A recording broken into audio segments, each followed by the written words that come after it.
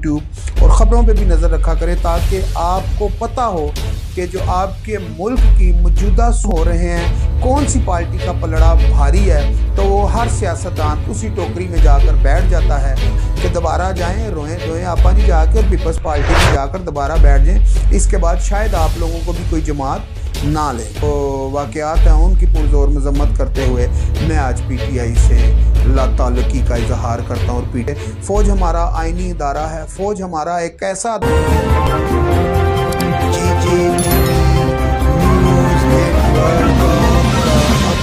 Station जी। तो अस्सलाम वालेकुम नाज़रीन, JJTV के प्लेटफॉर्म से मैं आपका अपना भाई सोनू आपकी खिदमत में हाज़िर हूँ। नाज़रीन, जैसे कि आप जानते हैं कि दिन ब दिन बदलती सूरत हाल मुल्क पाकिस्तान की और जो सियासी मंज़र है वो आपके सामने है। दिन ब दिन आप भी सुनते होंगे, देखते भी होंगे।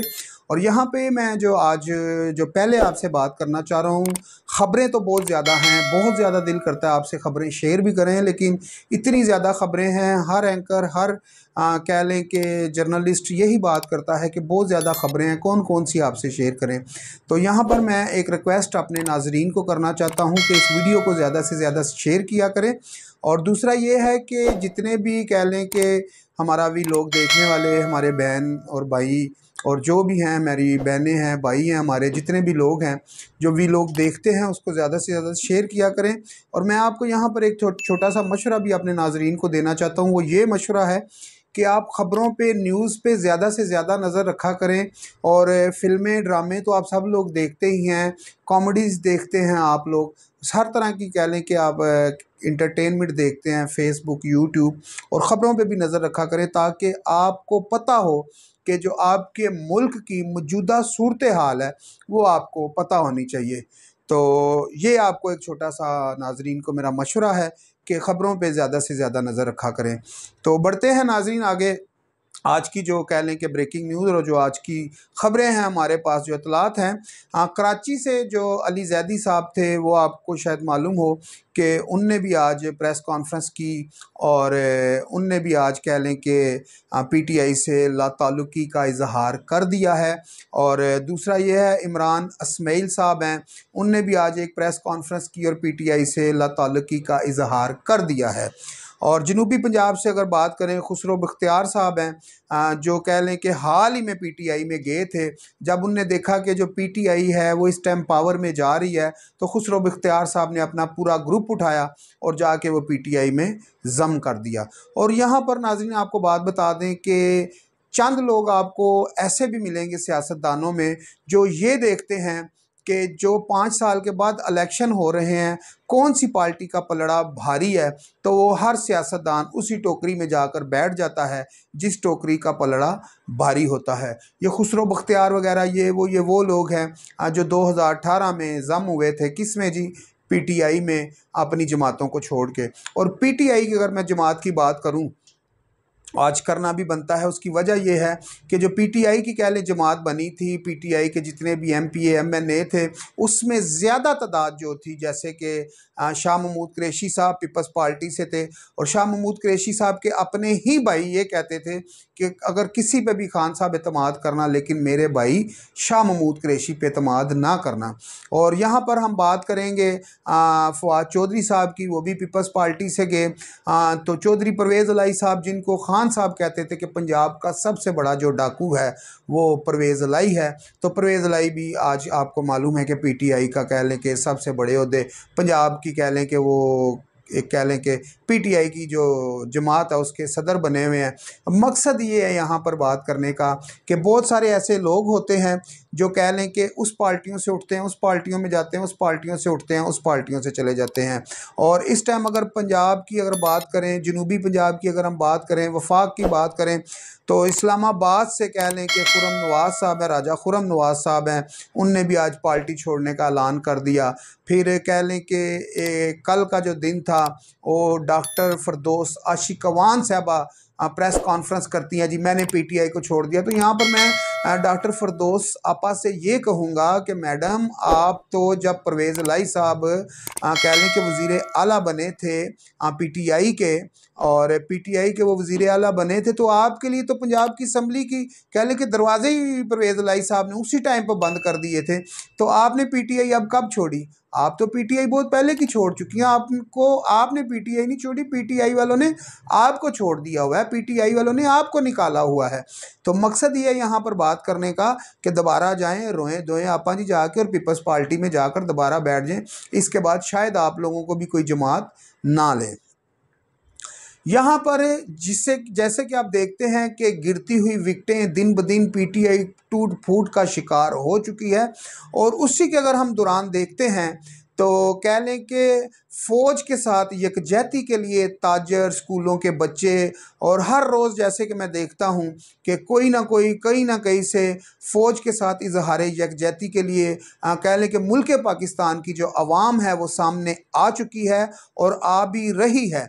और जैसा कि मैं आपको बताऊं, कभी कल की बात है तो कल जो सा रावलपिंडी मरी रोड से एक रैली यहाँ से गुजरी और फ़ौज के साथ इजहार यकजहती के लिए जो कह लें कि हमारा राजा बाज़ार है, राजा बाज़ार से जो ताजर थे और काफ़ी दीगर ऐसे लोग थे, दुकानदार थे और नौकरियों वाले लोग थे ऐसे, जिन लोगों ने कल फ़ौज के साथ इजहार यकजहती किया और फैज़ाबाद जाकर उनने कह लें कि पाक फ़ौज के हक़ में नारे भी लगाए और कौमी तराने भी चलाए। और मैं आपको बता दूं कि मैं कल अपने दोस्त के साथ बात ये कर रहा था कि जब हम लोग पाकिस्तानी हैं, बेसिक हम पाकिस्तानी हैं, तो हम जब अपने मुल्क के कौमी तराने सुनते हैं ना जी, तो हमारे जिस्म में से ना एक बिजली सी दौड़ जाती है। दिल करता है जाके अभी अपने दुश्मन के कह लें कि घरों में घुस घुस के अपने दुश्मन को मारें। लेकिन हमारा दीन, हमारा मज़हब हमें ये बताता है कि हमें अमन के साथ ज़िंदगी गुजारनी है, मुज़ाकरात के साथ हमने मुल्कों के मसले हल करने हैं, ना कि तशद्दुद के साथ, खून रेज़ी के साथ हमने ये मसले हल नहीं करने। हमने ये जितने भी मसले हैं मुज़ाकरात के साथ हल करने हैं। और मैं आज भी एक बात आपको बता दूं, आज मैं इमरान इस्माइल साहब का सुन रहा था, तो इमरान इस्माइल साहब ने कहा जी कि मेरे कह लें कि दूर दूर तक फैमिली में या ख़ानदान में कोई भी वो कह लें कि फ़ौज का कह लें कि कोई ऐसा नहीं है। मैं ख़ुद जाना चाहता था नेवी में, तो मेरी माँ ने मुझे नेवी में नहीं जाने दिया। उनने कहा बेटा वहाँ पर बहुत लोग मर जाते हैं, शहीद होते हैं, तो तू बेटा नेवी में ना जा। इमरान इस्माइल साहब ने कहा मैं ख़ुद जाना चाहता था नेवी में, लेकिन मेरी माँ ने मुझे नहीं जाने दिया। तो मकसद ये है, उन्होंने कहा जी मेरे दूर दूर तक ख़ानदान में कोई वो फ़ौजी नहीं है, इमरान इस्माइल साहब ने कहा। लेकिन उन्होंने कहा मैं पाकिस्तानी हूँ, मैं अपनी फ़ौज के साथ खड़ा हूँ और जो 9 मई का वाक़या है उसकी मैं पुरज़ोर मज़म्मत भी करता हूँ। अली ज़ैदी साहब की अगर मैं बात करूँ कराची से, तो अली ज़ैदी साहब को जब फर्स्ट टाइम पे पकड़ा गया, उन्हीं के घर में उनको नज़रबंद कर दिया गया। शायद वो उन दिनों में कि कह लें कि कुछ बातें जो हैं कि वो मान रहे थे कि जो पीटीआई ने किया वो गलत किया, फिर उनको घर में नज़रबंद कर दिया गया, फिर शायद उनने अपने बयान बदल लिए, फिर उनको जेल में भेज दिया गया, जो कराची या सिंध की जेल है उसमें। तो फिर आज उनने कहा जी कि मैं प्रेस कॉन्फ्रेंस करता हूं और 9 मई की जो कह लें कि वाक़यात है उसकी पुरज़ोर मज़म्मत भी करता हूं, और 9 मई के जो वाक़यात हैं उनकी पुरज़ोर मज़म्मत करते हुए मैं आज पीटीआई से लाताल्लुकी का इजहार करता हूं और पीटीआई छोड़ता हूं। और मैं जो है कि आज के बाद सियासत नहीं करूंगा, किसी भी सियासी खून की ज़िंदगी गुजारूंगा, अपने बच्चों के साथ अपना कारोबार, अपना बिज़नेस देखूंगा। मलका बुखारी साहबा की अगर मैं बात करूं तो उन पे भी मुझे बड़ी कह लें कि एक प्यार भी आया, तरस भी आया, और वो ये था कि उनने कहा जी कि ये जो मई के 15 दिन मैंने उधर काटे हैं ये बहुत मुश्किल है और जेल में इस तरह का वक़्त काटना बहुत अजाब है। और मलका बुखारी साहबा ने कहा जी मेरा 13 साल का बच्चा है, मैं अब कोशिश करूँगी मैं उसकी परवरिश करूँ, उसको देखूँ। अगर मैं देखता हूँ श्री मदारी साहबा का, तो उनने भी कहा जी मेरे बच्चे हैं, मेरी फैमिली है, हाल ही में मेरे शोहर की कह लें कि डेथ भी हो गई, मेरी माँ है, मेरी बेटी है, मैंने उनको देखना है। अब मैंने सोचा कि मैं अपनी फैमिली की तरफ तवज्जो दूँ। तो ये बातें अब ही आप लोगों को, अब ही क्यों अपनी फैमिलियाँ इन लोगों को याद आई हैं कि आज जब मुल्क में जलाओ गिराओ के दौरान आप सब लोग साथ थे, फ़ौज के साथ आप लोगों ने कह लें कि टक्कर लगाई हुई थी, और आप लोग अपने जितने भी फॉलोअर थे, जितने भी वोटर सपोर्टर थे, उनको सियासी मुखालफत रही है, सियासी मुखालफत पीपल्स पार्टी की भी रही है, नून लीग की भी रही है, लेकिन यहाँ तक कभी बात नहीं पहुँची थी कि हमने फ़ौज के साथ टक्कर लेनी है। ये गलतियाँ खान साहब, इमरान खान साहब, मैं आपको बता दूं कि यही गलतियाँ मियाँ साहब कर चुके हैं अपने इक़्तिदार में 2 से 3 दफ़ा। पहले उनने पहले जनरल के साथ टक्कर लगाई, फिर दूसरे के साथ, फिर तीसरे के साथ। उन टक्करों की वजह से कह लें कि नवाज शरीफ साहब की एक भी हुकूमत पूरी तरह नहीं चल सकी। और यहाँ पर मैं आपको बता दूं, जब मुशर्रफ के दौरे हुकूमत में नवाज शरीफ साहब ने आर्मी चीफ़ को बदलने की कोशिश की, तो उस वक़्त भी नवाज शरीफ साहब को गिरा दिया गया। फिर जब दूसरी दफ़ा उनने आर्मी चीफ़ की मुखालफत की, कमर जावेद बाजवा साहब की, तो उस वक़्त भी नवाज शरीफ साहब को नाअहल करार दे के एक हकामे पे उनको निकाल दिया जाता है। और वही गलतियाँ, वो कहते हैं खरबूजे को देख के खरबूजा रंग पकड़ता है, तो आपने खरबूजे को देख के खान साहब रंग नहीं पकड़ा। खान साहब अगर आप देख लेते नवाज शरीफ की तरफ, तो शायद आज आपकी ज़िंदगी आसान होती, आज आप इन मुश्किलात में ना होते जिन मुश्किलातों में आज आप घिरे हुए हैं। और अगर नवाज शरीफ की तरफ आप देखते, तो आप किसी जर्नल के साथ फड्डा ना लगाते और जो है कि फ़ौज के साथ सामने ना खड़े होते। फ़ौज हमारा आइनी अदारा है, फ़ौज हमारा एक ऐसा अदारा है जो हमारे कह लें कि सर का ताज है, और कह लें कि हमारे कह लें कि सीनों के ऊपर कह लें कि पाक फ़ौज की मोहब्बत है, हमारे दिलों के अंदर पाक फ़ौज की मोहब्बत है। और इसी पाक फ़ौज के साथ अपने आप जो कह लें कि आपके खान साहब जो फॉलोअर थे, उन्हीं को आप भड़काते रहे, और फ़ौज का आपने अपने फॉलोअरों में इतना मिलार आपने डोन कर दिया हुआ था, फ़ौज की आपने इतनी इज़्ज़त डोन कर दी हुई थी कि फ़ौजियों को अब कोई समझता ही नहीं था। तो फ़ौजियों ने खैर अपनी इज़्ज़त को बहाल किया, पाक फ़ौज ने अपनी इज़्ज़त को बहाल रखा हुआ है। पाक फ़ौज के जब कह लें कि GHQ पे, कोर कमांडर के घर पे, कह लें कि जब PTI के लोग और बीच में शहर पसंद लोग भी थे, जब उन लोगों ने दावा बोला, हमला बोला, इस वक्त तकरीबन कह लें कि हज़ारों की तादाद में जो लोग PTI के गिरफ़्तार हैं, वो सारे ही PTI के हैं।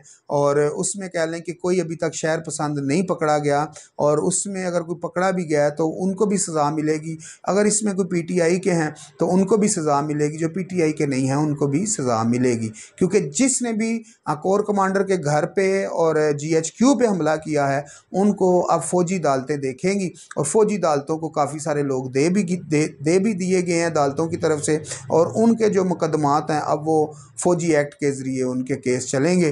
तो मकसद ये यहाँ पर बात करने का, अगर खान साहब आप ये सब कुछ देख लेते तो आज भी आपकी हुकूमत होती।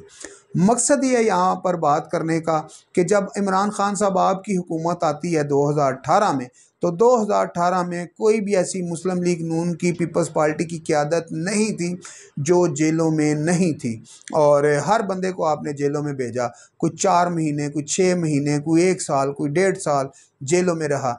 तो अगर हम बात करते हैं आपके लोगों की, 2-2, 3-3, 4-4, 5-5 दिन खान साहब आपके लोग जेलों में जा रहे हैं, तो वो आके प्रेस कॉन्फ्रेंस करके आपके आगे हाथ जोड़ के अपनी जान छुड़वा रहे हैं कि हमारी जान छोड़ो, हमारा PTI से कोई ताल्लुक़ नहीं। ये खान साहब वो लोग थे जो लोग आपको दिए गए थे हुकूमत बनाने के लिए, और आपने वो हुकूमत बनाई, ठीक है जी, उसको चलाया भी, और आज आप किस मुश्किल में फंसे हुए हैं। एक तरफ तो आ जाता है फ़ॉरेन फंडिंग का केस, आपके सर पे फ़ॉरेन फंडिंग की कह लें कि तलवार लटकी हुई है, फिर तोशा खाना की आपके ऊपर तलवार लटकी हुई है, फिर आपके ऊपर कह लें कि इद्दत में निकाह करने की तलवार आपके सर पे लटकी हुई है, फिर सीता वाइट वाला केस आपके ऊपर तलवार बन के लटका हुआ है, फिर आ जाता है अल कादर ट्रस्ट का केस आपके ऊपर 60 अरब का आ जाता है। कौन कौन सी आपने तलवारें अपने ऊपर लटकाई हुई हैं। फिर एक और नया केस आपका जो खुल के सामने आ रहा है आपकी हमशीरा का खान साहब, वो है लिया बखर से आपका एक केस सामने आ रहा है। हज़ारों कनाल जो कह लें कि आपने जगह हज़ारों रुपए में, जो करोड़ों अरबों रुपए की जगह है, वो आपने ख़रीदी हुई है। तो ऐसे अजीबोगरीब आपके सामने केस आ रहे हैं। आप तो आए थे खान साहब नया पाकिस्तान बनाने के लिए, एहतसाब करने के लिए। आपका जो बयानिया था कि बाहर से लोग आएंगे यहाँ पर नौकरियाँ करने के लिए, अब तो खान साहब अगर हम हिसाब लगाते हैं तो यहाँ पर भी खाने को कुछ नहीं है। एक यहाँ पर मैं बात कोट करना चाहूँगा, खान साहब आपकी बात है, आपका बयान है, आपने कहा था कि जो ये मुल्क है, ठीक है। जब आपकी आज से 1 साल पहले अदम एतमाद से आपको उतारा गया वज़ीर आज़म की कुर्सी से और रात को 10 बजे अदालतें खुली और उसके बगैर आप मान भी नहीं रहे थे, उसके बाद आपने बयानिया बनाया कि जी ये अमेरिका ने साजिश की है, मेरी हुकूमत गिराई है, ठीक है, लेकिन आप गए अदम एतमाद से थे। फिर आपने कहा जी कि ये इम्पोर्टेड हुकूमत नामंजूर। फिर आपने कहा जी इस हुकूमत को जल्द से जल्द ख़त्म किया जाए, इलेक्शन करवाए जाएं। फिर आप इलेक्शनों के लिए बाहर आ गए और फिर आपने कहा कि अगर इलेक्शन नहीं हुए तो ये मुल्क दिवालिया हो जाएगा। ये मुल्क तो दिवालिया नहीं हुआ।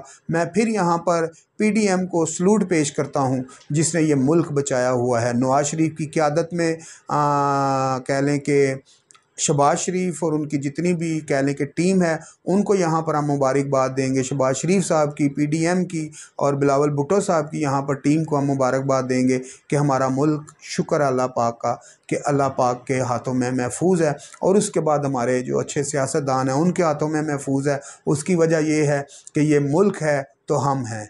अल्लाह के बाद इस मुल्क को किसी ने संभाला हुआ तो वो है पाक आर्मी, पाक फ़ौज। और आपकी जितनी भी कह लें कि पार्टी में लोग थे वो बर्गर फैमिलियां थी, 2-2 3-3 दिन भी जेलों में ना गुजार सकी और आज वो आपको सलूट मारती हुई जा रही हैं वापस।